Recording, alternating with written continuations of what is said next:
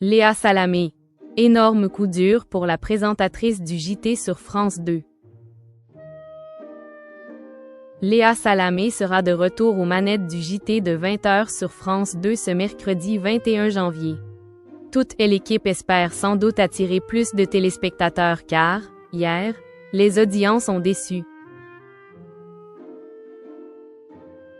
Ça a sans doute été le plus gros transfert de LE-TE dernier.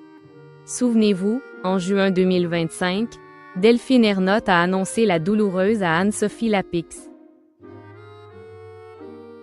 La patronne de France Télévisions a demandé à sa journaliste de 53 ans de quitter le 20h de France 2 dès la fin de la saison, lui promettant de nouvelles opportunités.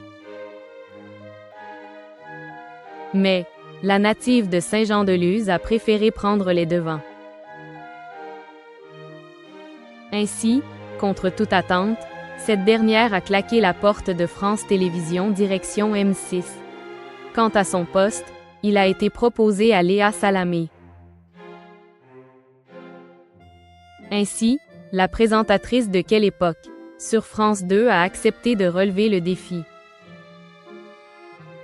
Du coup, après avoir quitté la matinale de France Inter et son confrère devenu ami Nicolas Demorand, la franco-libanaise de 46 ans a prononcé son premier Mesdames et Messieurs, bonsoir, le 1er septembre 2025.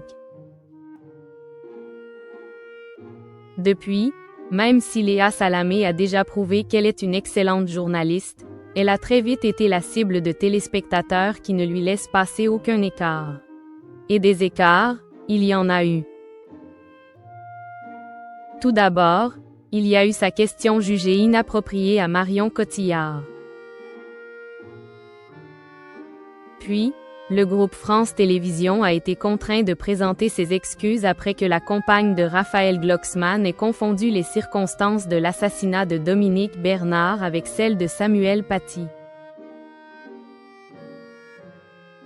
Enfin, on retiendra aussi le piège tendu par un humoriste à l'équipe du JT.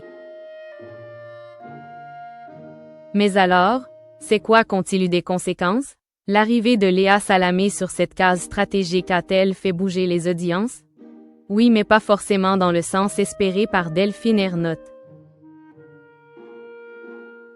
À l'issue du premier trimestre, nos confrères de Pure Média ont fait le point sur la période allant du 1er septembre au 27 novembre en retirant les congés de Léa Salamé et les vendredis présentés par Laurent Delahousse. Bilan, durant cette période, la première partie du 20h a rassemblé en moyenne 3,76 millions de téléspectateurs, soit 19,8% du public. C'est moins qu'Anne-Sophie Lapix à l'automne 2024. Quant à la seconde partie, 3,67 millions de personnes en moyenne ont été convaincues par Léa Salamé, soit 18,7% du public. Cette fois, c'est plus que sa consoeur. Toutefois, grosse déception ce mardi 20 janvier alors que l'édition a été découpée en 3 parties en raison de la venue du ministre de l'Économie Roland Lescure. Et pour cause, la première partie du JT a frôlé son plus bas niveau de la saison avec 3,41 millions de téléspectateurs, 18,4%. L'objectif de la rédaction est clair. Atteindre la barre des 20% en première partie. Quant à battre TF1, là, c'est une autre histoire. Ce 20 janvier, 4,90 millions, 26,3%, ont regardé l'édition présentée par Gilles Boulot.